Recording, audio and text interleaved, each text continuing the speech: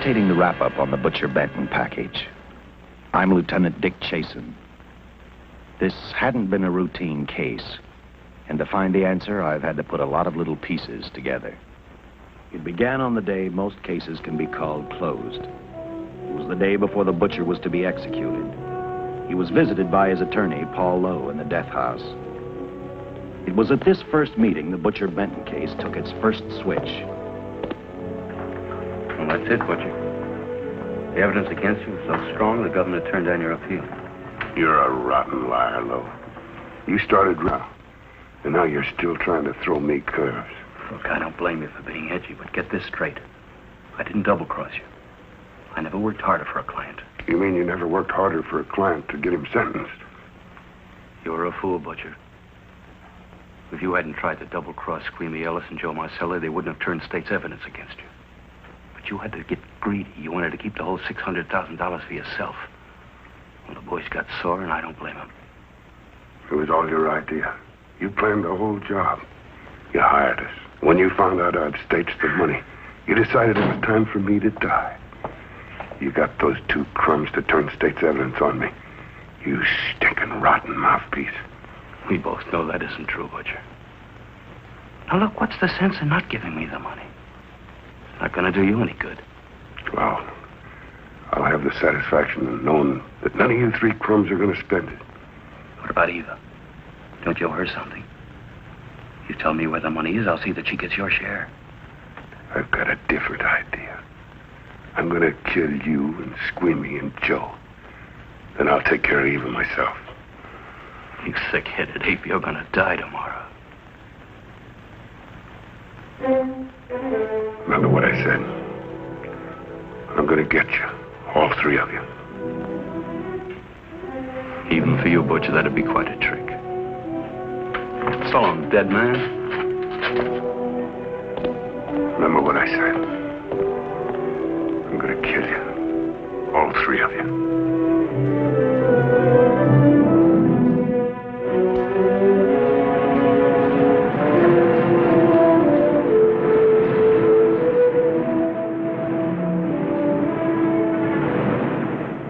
Back in Los Angeles, two men sat in a bar room listening to a newscaster tell his headline story. He played up big the butcher's threat to kill Paul Lowe, Squeamy Ellis, and Joe Marcelli for their having turned state's evidence against him. Squeamy Ellis didn't seem happy over the butcher's threat. Neither did Joe Marcelli.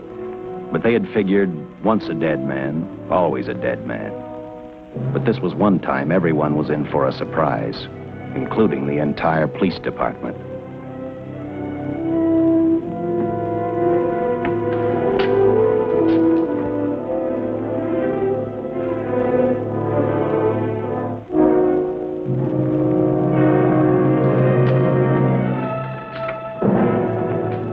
Seen the headlines, Captain? Teletype just came in from San Francisco. Butcher's execution is set for 5 o'clock this afternoon. And like the newspapers say, he still refuses to talk about that stolen money. Well, I still have hopes of coming up with something. That's what I dropped by for, Dick. With Butcher's execution, the department's marking it case closed. That means you'll be reassigned. I spent a whole year trying to break this case. As far as I'm concerned, Butcher's death is just the beginning. Of course, I can't prove it, but I think that Paul Lowe was the top man. And even though I have to keep working on it while off duty, I'm going to get Lowe, Squeamy Ellis, and Joe Marcelli. Okay, Lieutenant. Officially, I've taken you off of the case. Unofficially, I wish you luck. Do me a favor. Keep me posted. Will do. Thanks, John. I headed for Eva Martin. She worked in a local burlesque house. I'm a cop, and my job is to ask questions and get answers.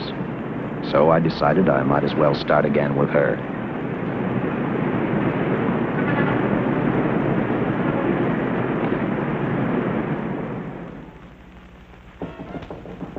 Come in. Oh. What do you want? I'd like to talk to you. Talk? You're a cop, aren't you? That's a good question. I can't even find a 3-ton armored car, let alone the $600,000. And I've been on the case a year. I've told you, and I've told you, and I've told you. I don't know anything about the money. I never did. Benton's gonna be dead in a little while. I thought it might make a difference. I never knew anything about the money. Call me dumb. I didn't even know Charles was in the rackets until the trial. Now, take it easy, kid. You're on, Eva.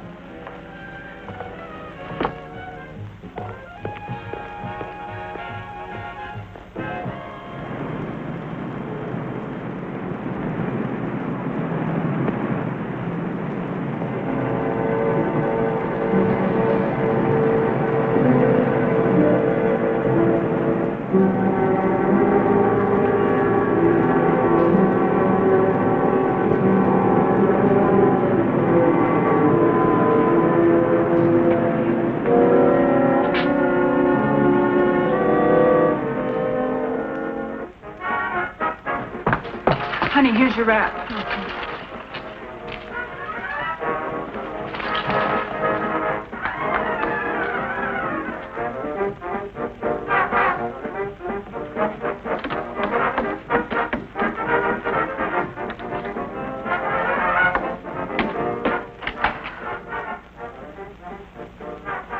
A few moments ago, Butcher Benton, without revealing the whereabouts of the $600,000 stolen in the armored car holdup, paid for his crimes against society in the gas chamber at San Quentin. Now for a look at the international scene. Today... Come on, baby. Don't waste tears on Benton. I feel so badly about Charles. If I'd known, maybe I could have done something. How about a drink? We could both use it. No, I just can't drink while she's working. Oh, I see.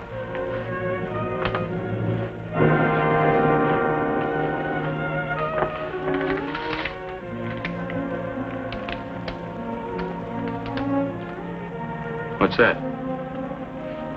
Well, now what's the matter? The message from Charles. He told me to open it if he died. Finale, Eva. All right. How about a steak after the show? No, thanks. Not tonight, Paul.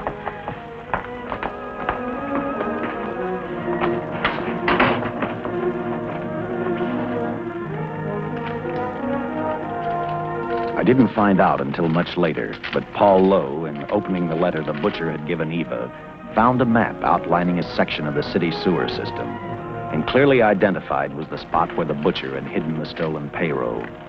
He replaced it with a $50 bill. I guess he figured $50 to gain $600,000 was not a bad day's work.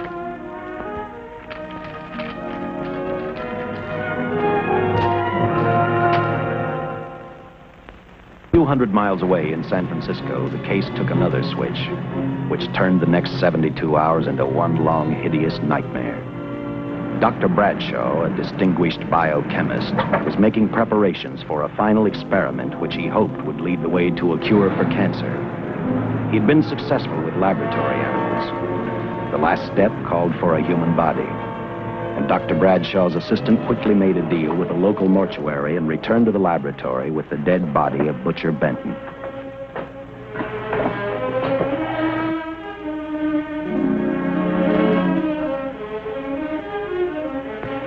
You made good time. Well, I didn't waste any.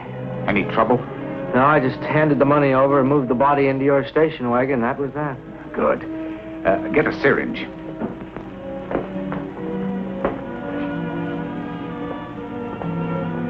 He's in good shape. Well, I hope so. We'll get other blood samples later. We'll run this one through fast. Right. Now wheel him into the machine and then raise him. Right.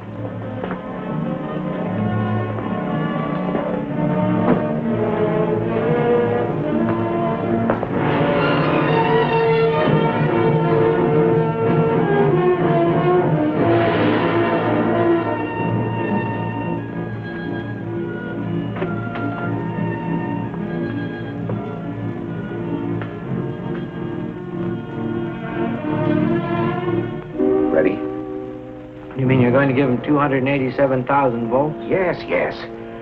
I'll get the fluoroscope set. We'll check with that before we start dissecting. Turn off the lights.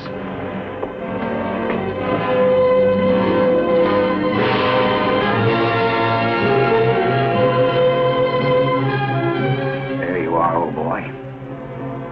If you respond properly and my theory is sound, you'll be more famous dead than alive. Throw the switch.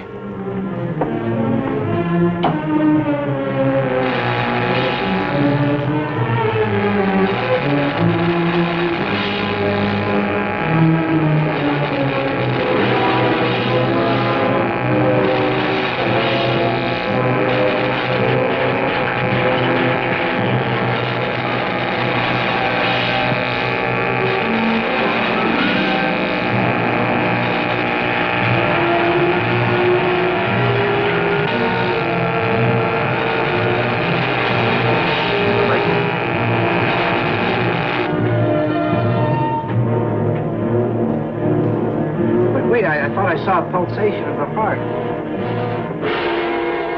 You're right. Dr. Bradshaw is beginning to breathe.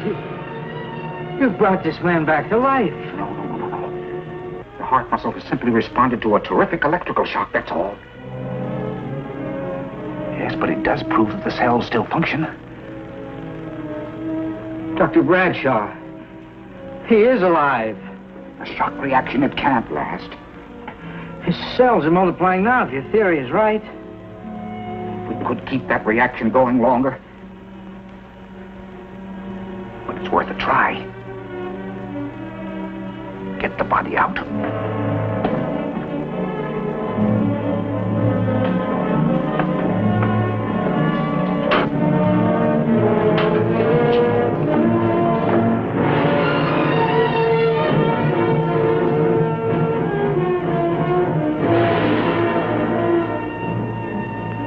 Get some adrenaline from the supply room. Some amyl nitrite, too. Hurry, hurry.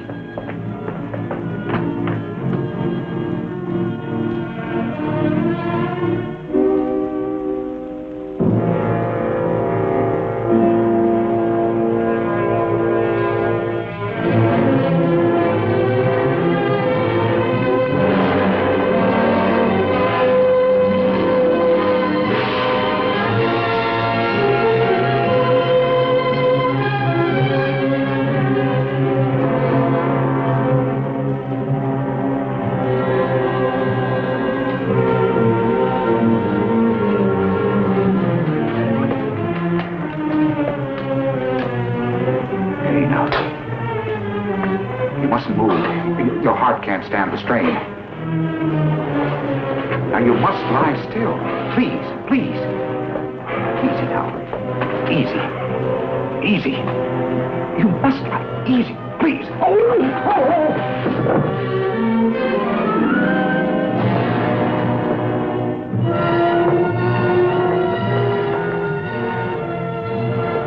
Dr. Bradshaw's experiment had given life back to the butcher.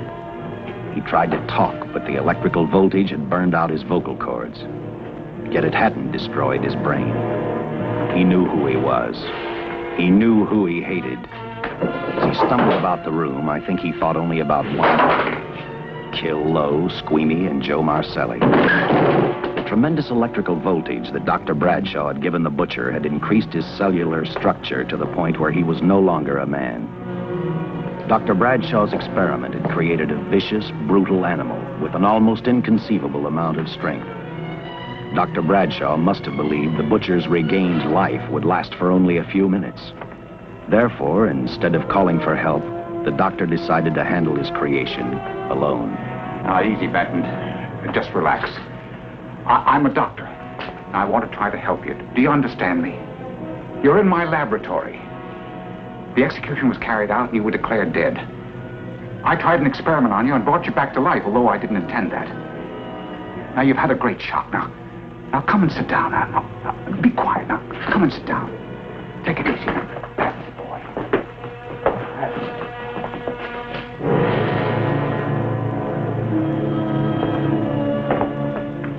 Careful. His reactions are violent. How do you explain this? Each cell must have multiplied 100 times. perhaps thousands. His strength is unbelievable. No, it's too late for the amyl nitrite. I want to get some blood samples, make some tests on him, find out what's happened. Get me a syringe.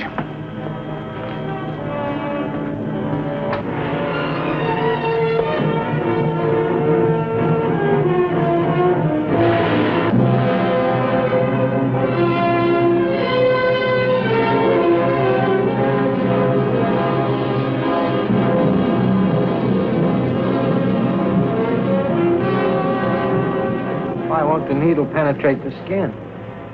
Tissue must be nearly a solid mass of cells. How are we going to get the blood sample? Surgically, perhaps.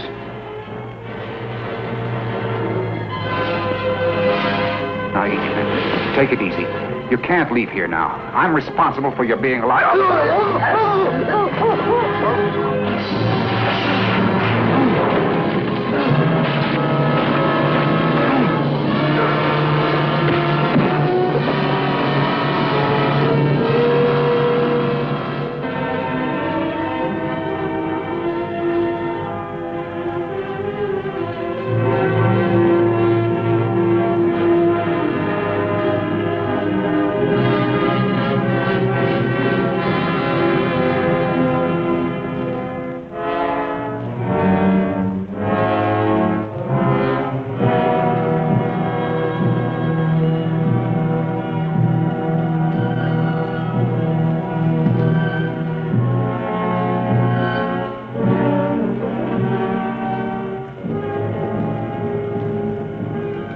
Towards the end of this case, Captain Lauder and I found out the doctor and his assistant had been murdered.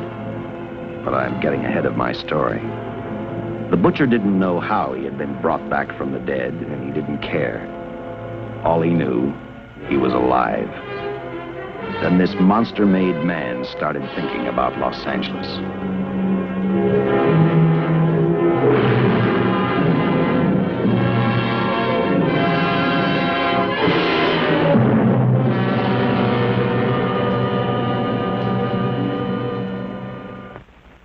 On that very in Los Angeles, I decided to stop playing detective for a little while.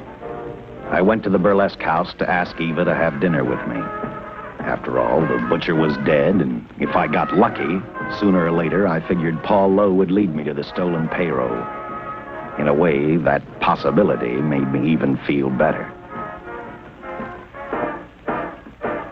It's not fair to watch the show from backstage. Next time, I'll pay admission. I take it by that remark you like my routine. Yeah, you're pretty good. What I can't figure out, though, is why you stay in a place like this.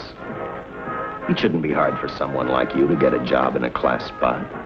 If you were a detective, I'd be willing to bet with a line like that your next remark would be, how about dinner? Well, not exactly dinner, but a hamburger might be a good idea. If you're asking in an official capacity, I can't say no. I'm off duty. For the past 6 months, all I've ever called you is Lieutenant Chasen. Do you have a first name? Dick. Give me 10 minutes for a quick change, because you've just made yourself a date, Lieutenant. I mean, Dick.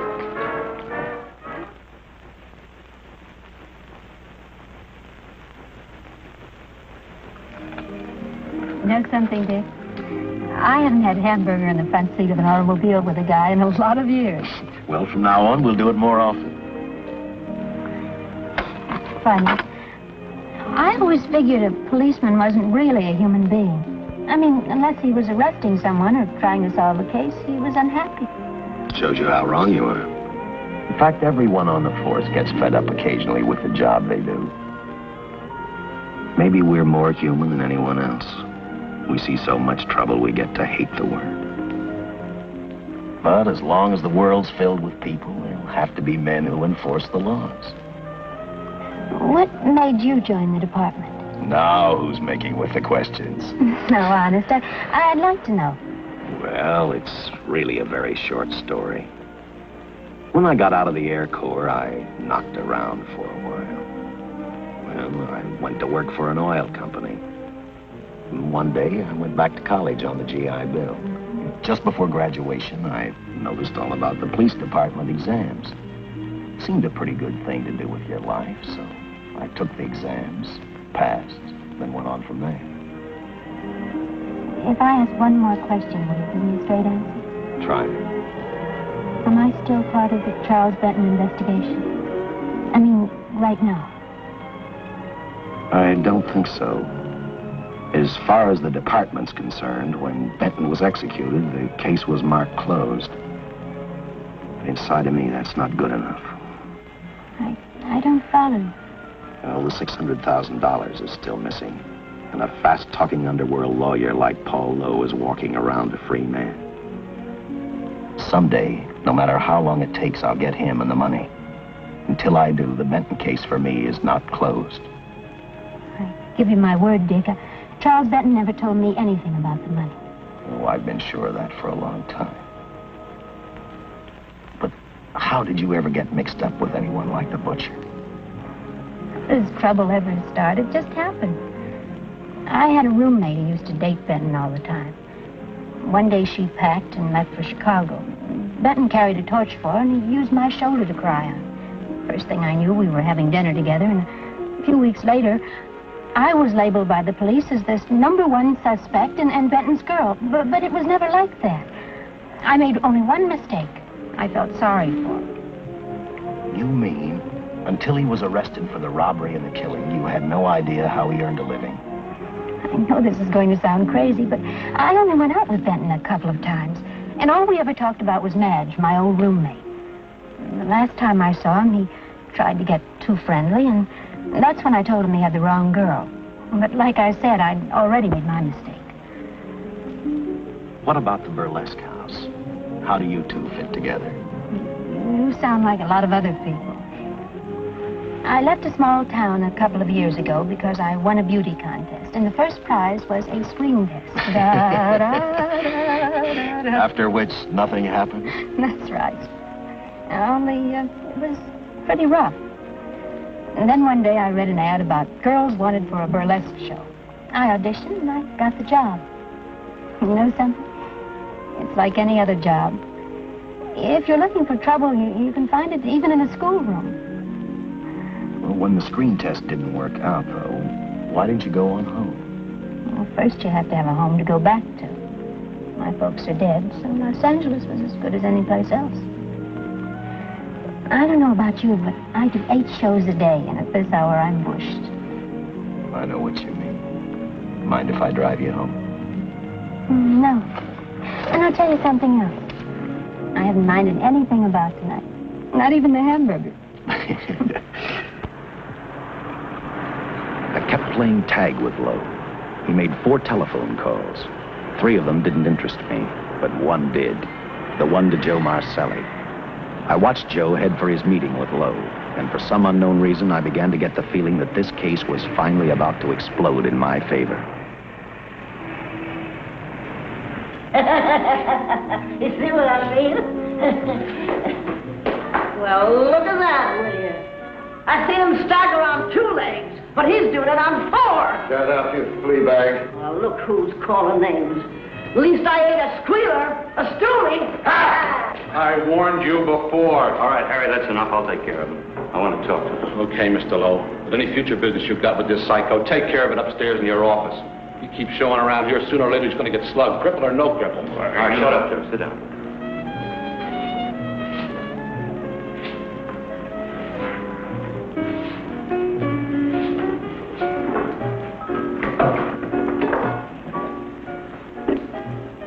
I need a shot. Bad.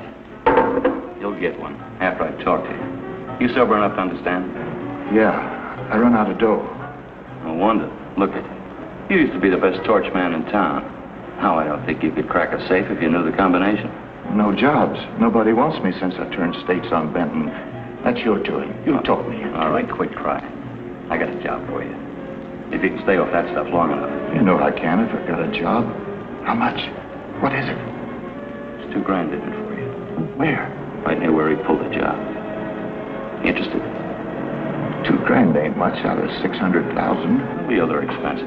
Besides, that money's plenty of. Now, you want it or do I get another boy? I'll do it. How soon do you want me to go to work? Set it up for tomorrow night. Call me before noon. I'm going to the races.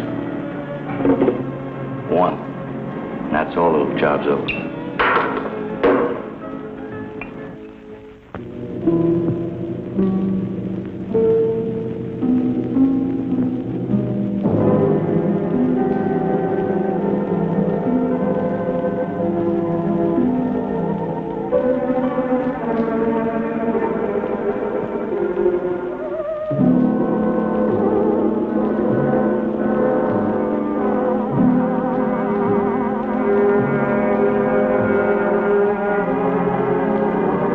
Was walking slowly toward Los Angeles.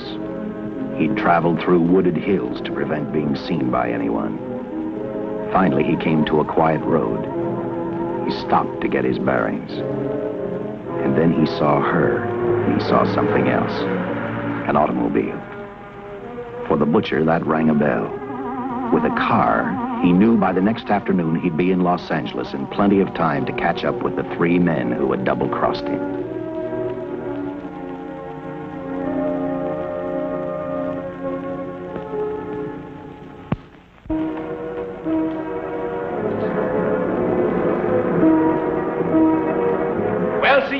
Gentleman to be helping strangers in distress. I hope you don't mind me using the babe here as bait. Quite a dish, isn't she? But that's what she gets paid for. Bait, that is. Yes, sir. She's a real shaker artist of my outfit. Carnival man myself. Just call me Connie.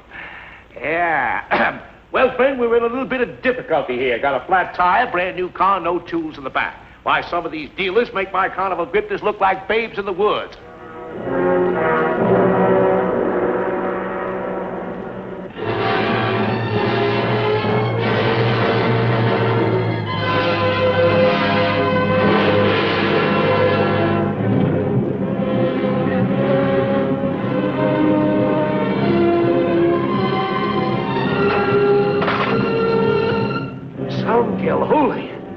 Say, who you with, friend? Let it down. Let it down. No matter who you with, friend. Believe me, I can do better for both of us. I'll make a fortune for the both of us. Oh!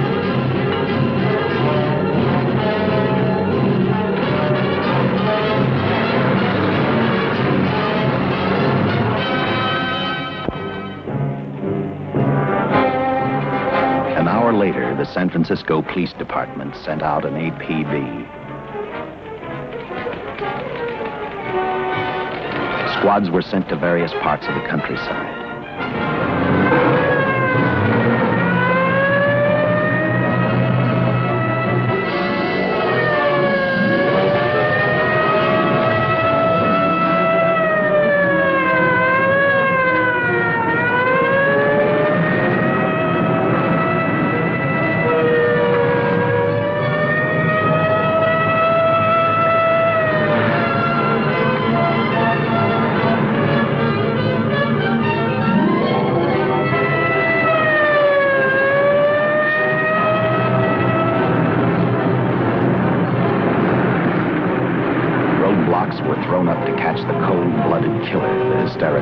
Described. Each squad kept reporting back to Central Headquarters, and each of their stories was the same.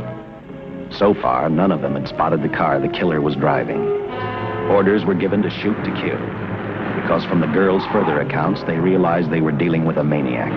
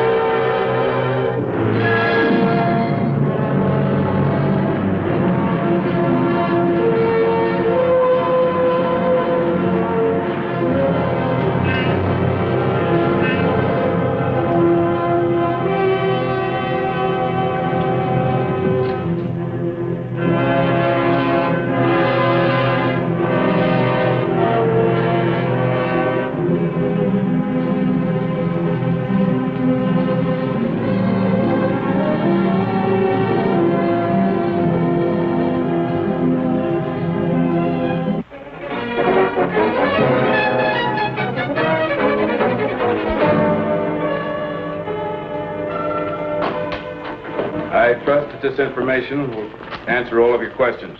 If I can be of any further service, let me know. Sincerely, J.I. Louder, Captain Police, L.A. Here's another all points from CHP, Captain.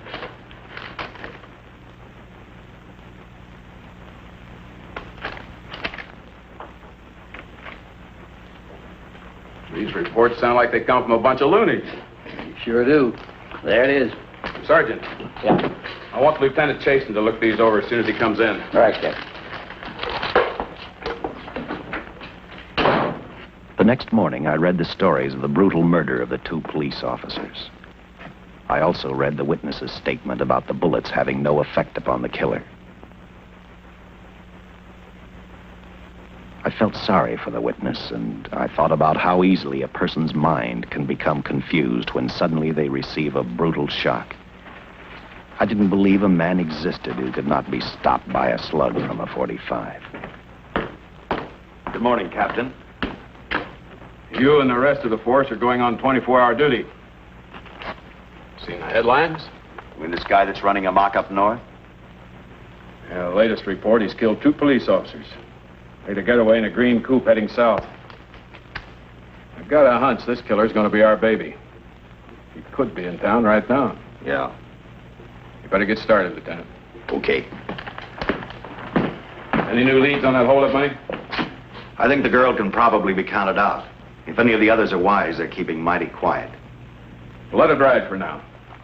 The whole force is going to be on the spot until we catch this killer. Newspapers will have a field day.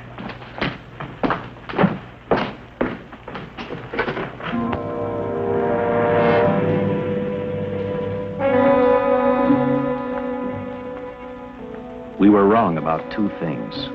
The killer was already in our city, and we didn't know he was Butcher Benton. He headed straight for Eva Martin. He went to her dressing room to get back the map he had left in the envelope with her. He wanted first to check his money, then catch up with Lowe and the others.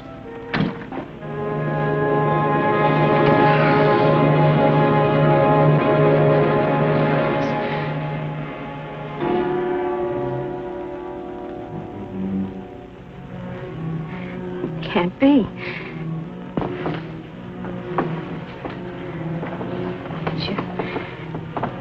You do look like him. Only different somehow.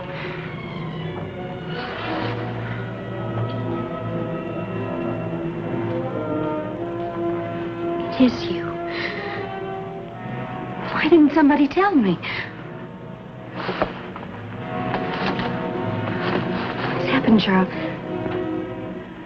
Those look like bullet holes. Are they?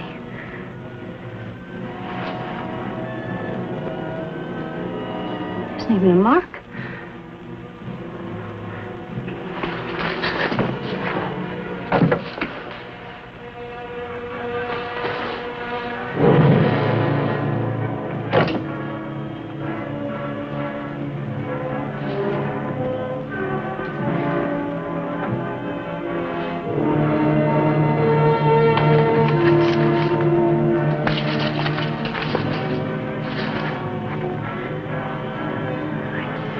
I opened it like you told me. I found the $50. I didn't know why you left him. Oh, Paul didn't know why he was here.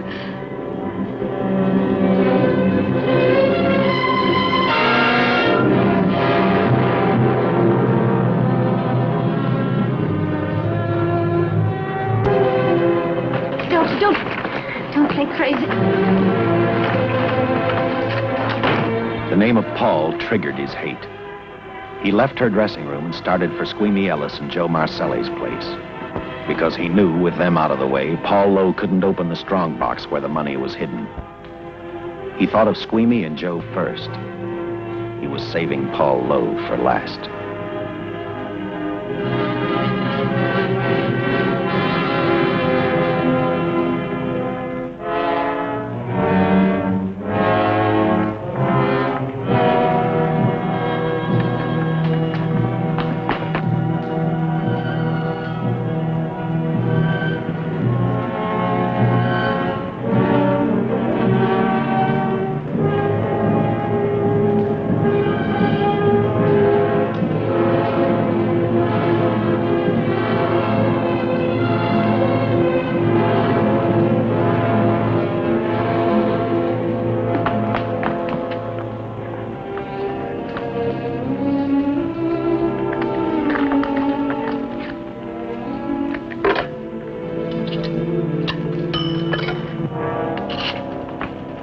Eva, can I borrow your eyebrow pencil?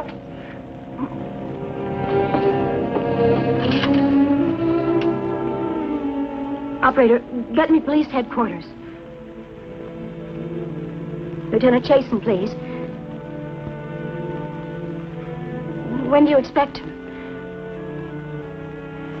Well, tell him Charles Benton is alive, and even bullets can't stop him.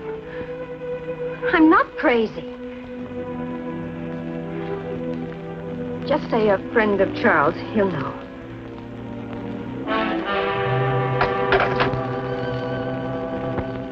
She tried to tell him the butcher was alive and on his way over to kill him. Squeamy didn't believe her, and in a way you couldn't blame him.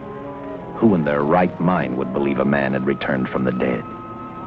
What Squeamy actually believed was that the butcher, before his execution, had hired a killer to carry out his threat.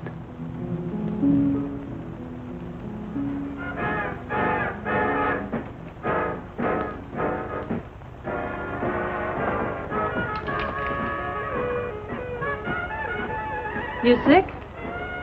What? You don't look so good to me. 10 minutes, Eva. All right. Say, Eva, I could take over the matinee trick for you. What? It's easy. Look, Eva, I can do it. Stub-up-de-doo-doo-doo.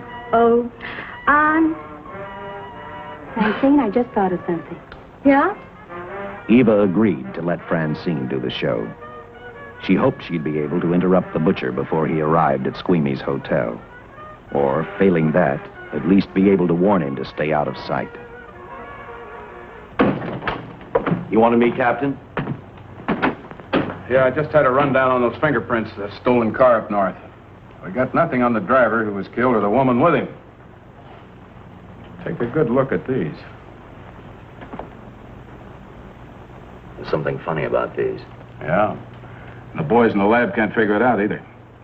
Those are the killers. They were found on the steering wheel. Looked like they'd been stamped in with a steel die. They sure do. These are Butcher Benton's. What? Well, they look the same to me. How do the lab boys explain that? They don't. Their best guess is a twin brother. An identical twin could have the same pattern of whorls with only slight variations. Ever hear of the butcher having a twin brother? No. Even if he did, it wouldn't explain these freak prints. You didn't pick up your message, Lieutenant. Some wacky dame calls you. And she says Charles Benton is alive, and bullets won't stop him. If we buy the twin theory... Who was she? Where'd she see him? Well, she wouldn't leave her name. Sounded kind of hysterical to me. Said she was a friend of the butcher's. Eva Martin. Get over at the Follies and see what that girl knows. Yeah. Some guys have all the luck. I never drew an assignment to the Follies.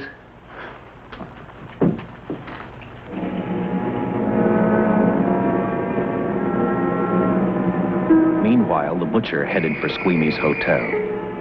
He didn't seem to be in any particular hurry. Actually, he seemed like any normal person, on his way to work or on his way home.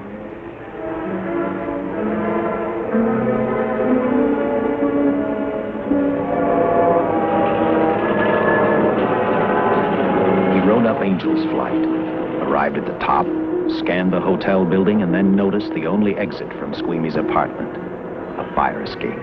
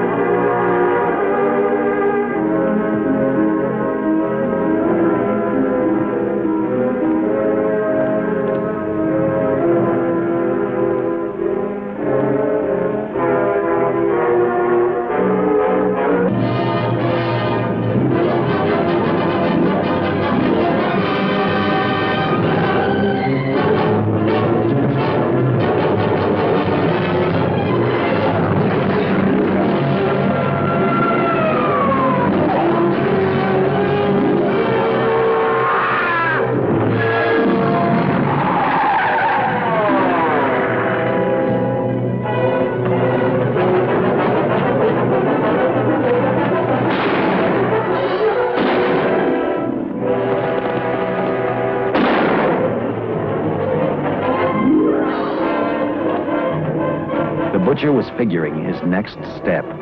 And as he looked at the dead cop, he thought about Paul Lowe, the next man on his list. Seen Joe Marcelli? Not since last night when I told him I didn't want him around here no more. Give me a shot.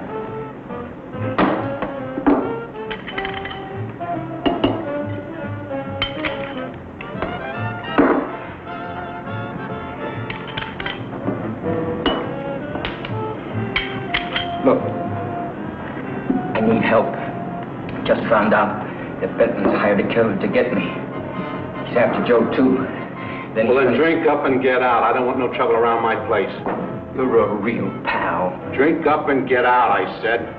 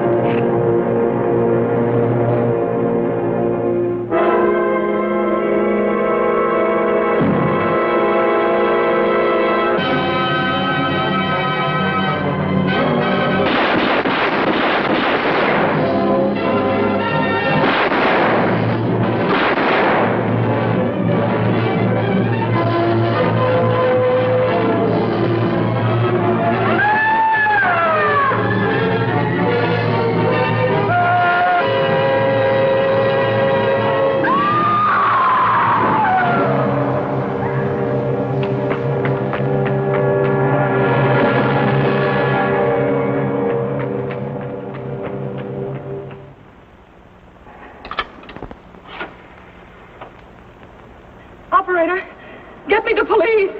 Police! Yes!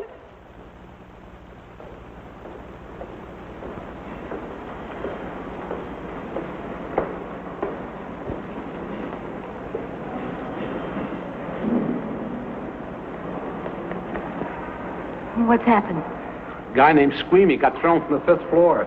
He's deader than a mackerel. Customer of mine. You mean Squeamy Ellis? Yeah, that's it. Just Squeamy. No one else was killed. Ain't one enough?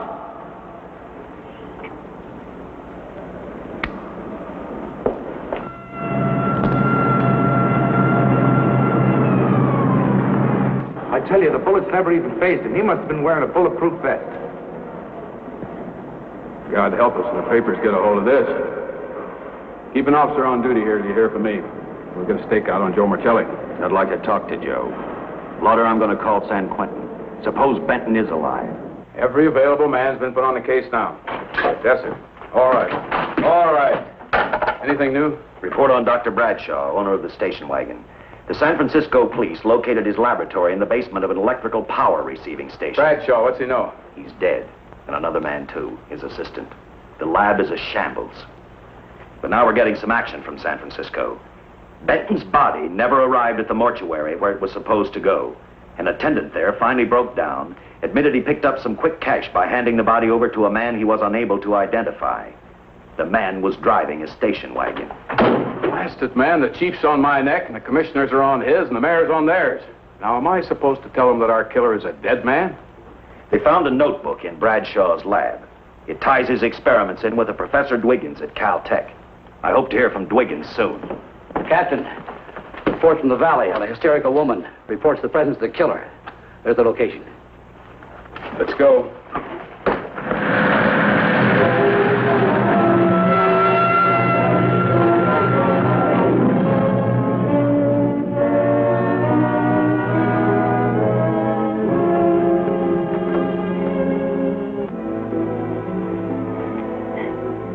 You and your boyfriend had a little fight, and he got out of the car to take a walk. You noticed as he walked down toward the sump area in the direction where you'd seen those lights a short while before. What happened then, miss? Please try to tell us. Well, I just sat there a few minutes, I guess. I was pretty mad. Then there was a loud crash, like heavy metal, sort of, from down here. I got out of the car to get a better look.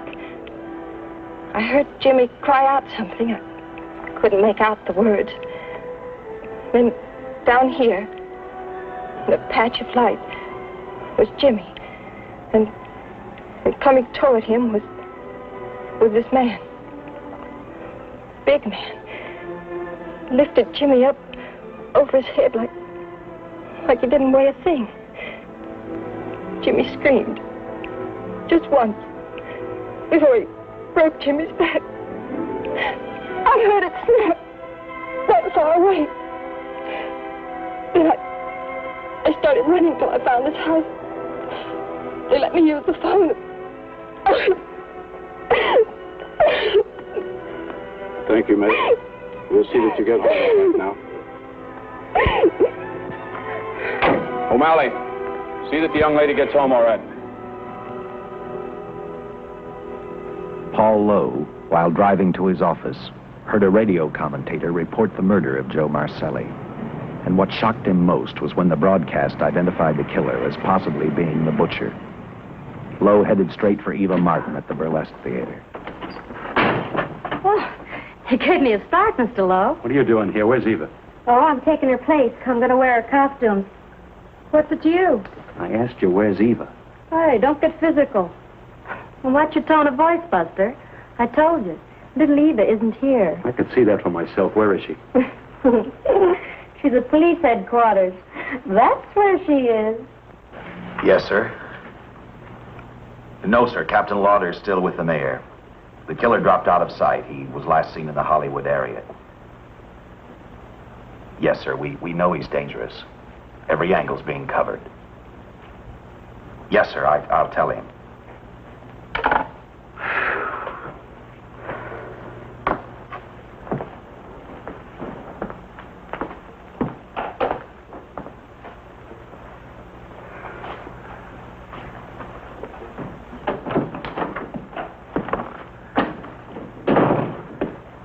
Here, see how these fit. Low heels. I'm sorry. It's the best our wardrobe department can afford. Any idea how soon the captain will be back? Now, look, I'm going to see the captain if I have to wait here all night. Oh. Oh, Charles killed Squeamy and Joe. Joe, too? Benton? He's alive. I saw him, but nobody will believe me. I'm checking it. My guess is whoever killed them is on the trail of the money, Lowe. Now, maybe you better start talking if you know anything about it. I don't know anything. Did the butcher have a brother? No brother. It was Charles. I saw the tattoo on his arm. Look, I demand police protection. Where's the money, Lowe? You heard me. I demand protection. I know my rights. We put stakeouts on your office and home. Well, that's not enough. It's enough as far as we're concerned.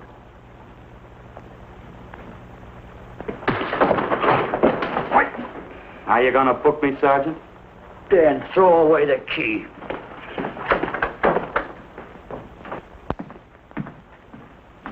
Thank you. Come up with anything yet, Dick? Oh, we've checked every hotel, motel, and rooming house in town. We've run a cross-check on every hangout Butcher ever used. Net results, blank. This is incredible. We not only discover a dead man turned killer, but it's beginning to look like he plays ghost, too. He's somewhere in this city, and if we have to take it apart brick by brick, we've got to get him. I may be way off, but I think Paul Lowe could tell us a lot. Maybe. It's a cinch he's not going to. Suppose he had no alternative. You better grab some coffee. Your mind's beginning to play tricks on you. No, now, wait a minute. When Lowe came to us for police protection, it was because he was scared stiff the Butcher would add him to the list of Squeamy Ellis and Joe Marcelli. Go on. It figures, too. When he slugged the sergeant, he knew we'd book him right away. Oh, this Lowe's a pretty cute character. But we can play the same game. You mean we'll threaten to release him? Well, not exactly. You tell him you realize that he was excited, that throwing the punch was accidental. Tell him we're not going to make a charge, that he's completely released. Lieutenant, you know we can't do that. Lowell made his first mistake when he hit the sergeant, and that'll get him a year. As far as the department's concerned, at least it's a small victory. If my hunch is right, Lowe won't want to be on the streets with the Butcher looking for him. And he may talk, and talk a lot. Enough maybe for us to get rid of him permanently. Even lead us to the Butcher. If he's frightened enough, that might work. But if it doesn't... No, Dick, I'm not going to release him. I want him out of my way so bad I can taste it, but not bad enough to be responsible for getting him killed. The good thing about that, Captain, is the fact we know it, but Lowe doesn't. Let's give it a try. All right, Lowe. Come on out. I think you'll find everything in there. You're free to go, Mr. Lowell. Wait a minute. Who do you think you're kidding? You arrested me for assaulting an officer. Court, I'll plead guilty. With luck, I might get off with 6 months. For a lawyer, you're forgetting a very important point. If no charge is made, there's no trial. It was a tough day for everyone. We figured your nerves were on edge, and when you threw the punch, you didn't know what you were doing. I've squared everything with the sergeant. It's all over, all forgotten. Yeah? Why'd you bring a stenographer? Simply because I wanted a record of our conversation at the time of your release. Okay, Lowe, let's go. Oh, wait a minute. Once out on those streets and I'm a dead man. If you let me go, you'll be responsible for murder. Oh, come off it, Lowe. You're imagining things. You know the Butcher threatened to kill me. If you set me free, he'll do it. Well, that's just a risk we'll have to take. But the way I look at it, Mr. Lowe, you'll be okay. Look, Captain, I'll make a deal with you. You keep me here, and I'll tell you how to recover the money. Maybe even catch the Butcher. No deals, Lowell. You'd probably tell us anything just to stall for time. Come on, let's get out of here. Now, wait a minute. All right. I'll tell you the truth. Start taking this down.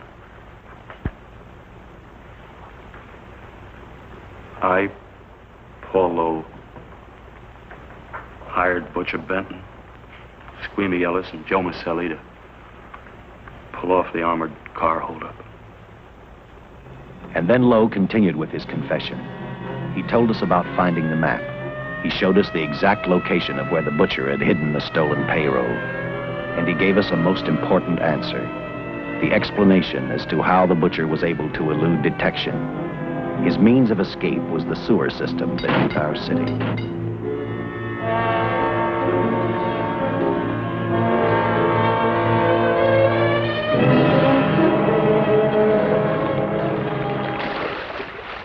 The department went to work fast.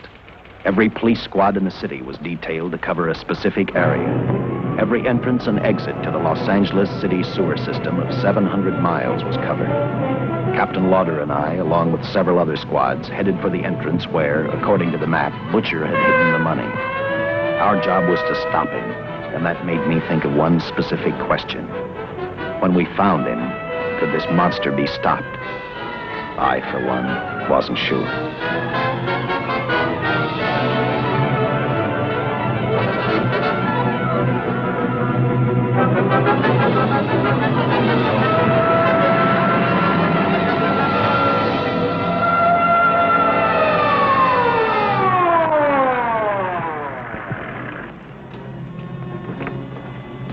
Everything all set, Lieutenant? City engineers mapped out each possible exit. A squad of officers are spotted at every point. If the butcher can be caught, now's the time. Well, after I talked to Caltech, I called on the fire department for a little help. The professors thought a flamethrower might stop him. Flamethrower? I suppose our boys have had a chance to join our squads by now. See, we have one with us here. Have you thought about what'll happen if this doesn't work? No. I've been praying too hard that it will work.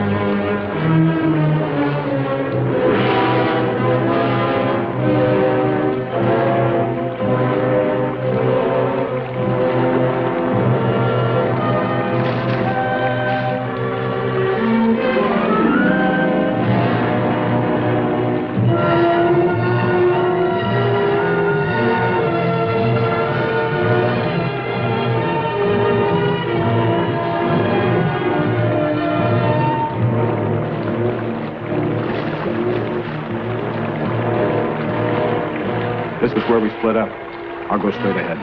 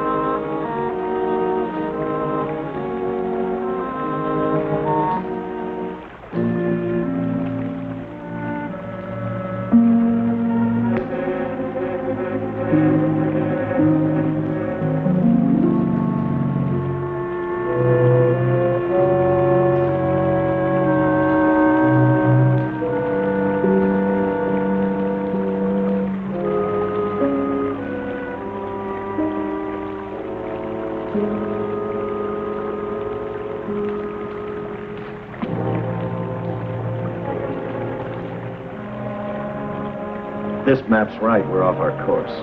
We'll have to backtrack.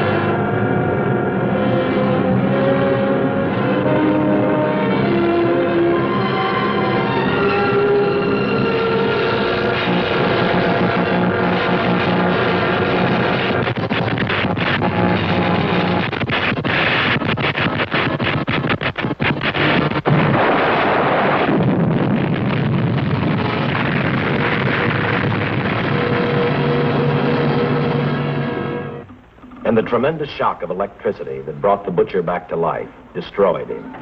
The $600,000 stolen in the armored truck robbery has been recovered. Case closed.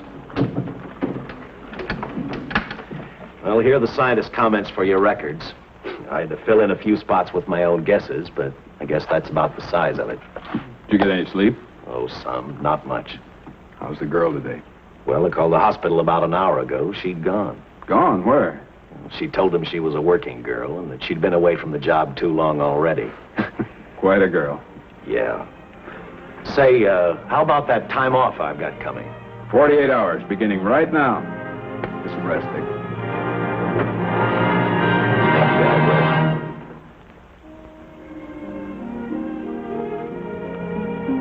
You know something, Dick? The past 72 hours seem like a bad dream. That rest in the hospital today really gave me a new lease on life. Now that it's over, I can't believe it actually happened. The important thing is to remember it is all over. I suppose you'll be assigned to another case. I'll have to give up hamburgers in the front seat of the car for steaks in a restaurant. No. I've thought about that. In fact, I decided to do something about it. I started by talking the captain into a short holiday. And just about an hour ago, I got you fired. What? What did you do that for? I figured that being my wife would take up all of your time. Even if I wanted to say no, I couldn't. You're not supposed to say no to a detective. I figured that, too.